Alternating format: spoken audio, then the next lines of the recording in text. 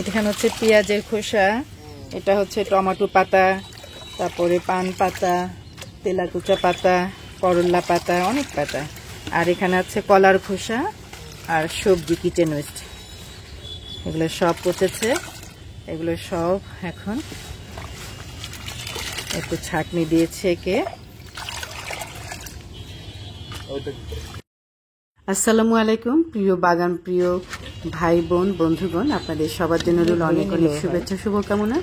বন্ধুরা, আপনারা দেখেছিলেন আমি কিছুদিন আগে 3-4 দিন আগে আমার গাছ থেকে সবুজ পাতা কেটে ভিজিয়ে রেখেছিলাম সার তৈরি করার জন্য। এই সারটা খুব দ্রুত তৈরি হয়ে যায়।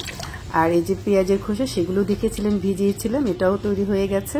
তাই আমি এখন সবগুলো থেকে একমক করে ছেঁকে নিচ্ছি একটা বড় 10-15 লিটারের একটা বালতিতে। আর এখানে কালো সারটা হচ্ছে, এটা অনেক আগে থেকে পচানো, ডিকম্পোস্ট করা। দেখেন কালারটা কত সুন্দর হয়ে গেছে, ব্ল্যাক ডায়মন্ড যেটাকে বলে, গাছের খাদ্য। এটাতে আছে কলার খোসা ভিজানো পানি, সাথে আছে কিচেন ওয়েস্ট। তো এই 3টা বালতি থেকে আমি 3 মগ করে পানি নিলাম। আর এখানে কি পরিমাণ পুষ্টি গুণাগুণ আছে সেটা আমরা সবাই প্রথমে জেনে নিই। এখানে দেখেন এক বালতিতে 3টা থেকে আমি 3 মগ পানি নিয়েছি, এবং এখানে আনুমানিক 15 লিটার পানি আছে বালতিতে। তো এই পানিটা আমি কিন্তু সবগুলো গাছে দিয়ে দিব। এটা খুবই তরল একটা খাবার, যে খাবারটা গাছ খুব দ্রুত গ্রহণ করে বলে। গাছের হেলথ কিন্তু খুব ভালো থাকে। গাছ, ছোট গাছ এবং বড় গাছ সবাই কিন্তু খুব সহজেই খাবারটা নিতে পারে, খুব দ্রুত নিতে পারে। আমরা যে রাসায়নিক সারটা দিই সেটা কিন্তু গাছের এবং বেশ সময় নেয় শিকড় থেকে, কিন্তু আবার হচ্ছে যে আমরা যে জৈব সারটাও যে আমরা গাছে দিই সেটাও কিন্তু ডিকম্পোজ হতে একটু সময় লাগে। কিন্তু আমরা যদি এভাবে লিকুইড ফর্মে তরল সারটা দিই তাহলে কিন্তু গাছ ইনস্ট্যান্ট যে খাবারটা হয় সেটা কিন্তু নিতে পারে।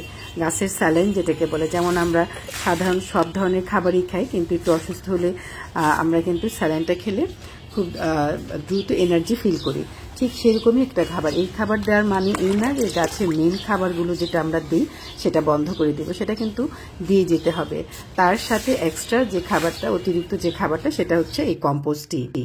এই কম্পোস্ট টির ফলে গাছ কিন্তু রোগমুক্ত থাকে, হেলদি থাকে, দ্রুত বড় হয়, ফুল ফল আসে বেশি।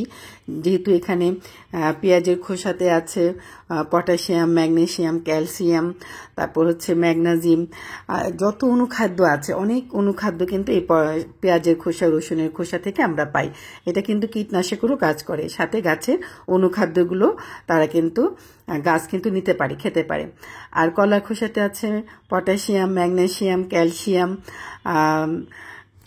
ফসফরাস, অনেক ভালো খাবার আছে যা কলার খোসা থেকে গাছ কিন্তু খুব ভালোভাবে গ্রহণ করতে পারে এই খাবারটা। তাই তরল সারটা গাছে যদি যারা এই লতানো গাছ, সবজি চাষি যারা, তাদের কিন্তু, যারা ছাদে সবজি চাষ করি তাদের কিন্তু এই খাবারটা যদি আমরা ব্যবহার করে থাকি, দিয়ে থাকি, তাহলে কিন্তু অনেক ভালো ফলন আমরা ছাদ বাগান থেকে পেতে পারি। গাছ বুঝে আমি খাবারটা দিচ্ছি, আপনারা খেয়াল করে দেখতে পাচ্ছেন। ছোট যে টবগুলো আছে সেখানে কিন্তু 1 মগ পানিকে আমি 4-5টা গাছে কিন্তু দিচ্ছি। আর যেগুলো একটু বড় গাছ সেখানে কিন্তু পুরো একটা মগই দিয়ে দিচ্ছি। আবার কোনো গাছে কিন্তু আমি 2 মগও দিচ্ছি। তো এইভাবে গাছের বয়স বুঝে এবং গাছের যে মাটির যে পরিমাণ সেটা বুঝে কিন্তু গাছের এই পানিটা বেশি কম করে দিতে হবে।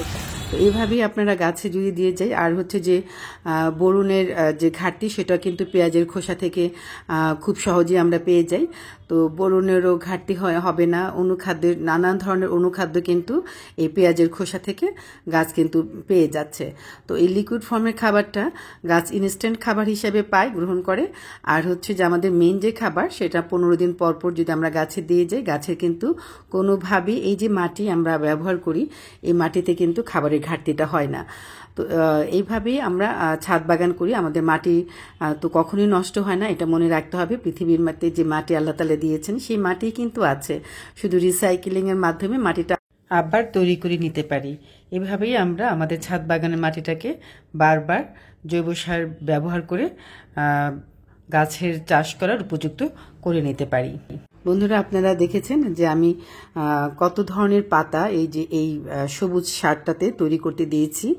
যেমন ধরেন, আমার ছাদ বাগানে কচু পাতাও কিন্তু দেয়া যায়, থানকুনি পাতা, নিম পাতা, তারপর তেলাকুচা পাতা, টমেটো পাতা, সব ধরনের সবুজ কচি পাতাগুলো কিন্তু দিয়েও এই সারটা আমি তৈরি করেছি। আবার শুকনো পাতারও কিন্তু ব্রাউন যে সার যেটা হয় শুকনো পাতা, সেটাও কিন্তু গাছ খুব পছন্দ করে। আসলে আমরা যেরকম খাবারের বৈচিত্র্য পছন্দ করি, গাছেরও কিন্তু খাবারে যদি বৈচিত্র্য করে আমরা যদি খাবারগুলো দিয়ে যাই, গাছও কিন্তু সেই খাবারটা খুব দ্রুত গ্রহণ করে এবং গাছ কিন্তু হেলদি থাকে। দেখেন এই যে ছোটো ছোটো চারাগুলো, আমি বেগুনের চারা, মরিচের চারা করেছি, এগুলোতে কিন্তু এই সারটা দিয়ে যাচ্ছি। যেহেতু আমি একটু পাতলা করে পানির পরিমাণটা বেশি দিয়েছি, তাই সব গাছই সহজে দেওয়া যায়। আর বড় গাছের জন্য এত পাতলা করে দেওয়ার দরকার নেই, তখন কিন্তু 1 মগ পানির সাথে 3-4 মগ পানি মিশিয়ে নিলেই হয়ে যায়। আর যখন আমরা ছোট গাছে দিব, তখন কিন্তু পানির পরিমাণটা বেশি দিতে হবে, পাতলা করে দিতে হবে, যেন গাছের কোনো রকমের ক্ষতি না হয়, গাছের কোনো রকমের সমস্যা না হয় শিকড়ে। যেহেতু এইগুলো অর্গানিক খাবার এবং এখানে অনেক মেডিসিন আছে, তো গাছের শিকড়টা কিন্তু হেলদি থাকে, গাছের পোকামাকড় দূর হয় মাটি থেকে, এবং গাছেও কিন্তু পোকামাকড় দূর হয়ে যায়।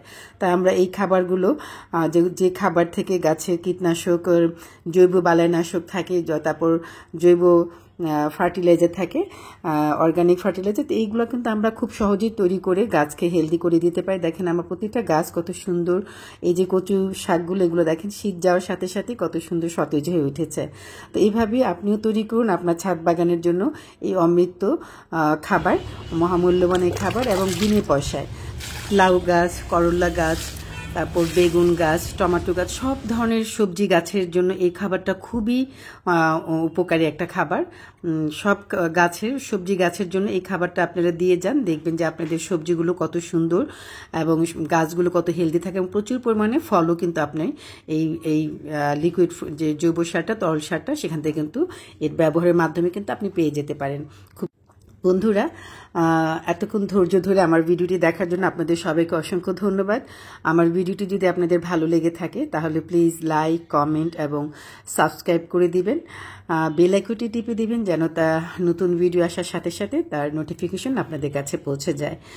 আর ভালো লাগলে বন্ধুদের মাঝে শেয়ার করে দিবেন, যেন নতুন বন্ধুরাও যারা বাগান করতে আগ্রহী তারা দেখে উপকৃত হয়। এবং বন্ধুরা, একটা উপকারী টিপস আপনাদের দিয়ে যাচ্ছি।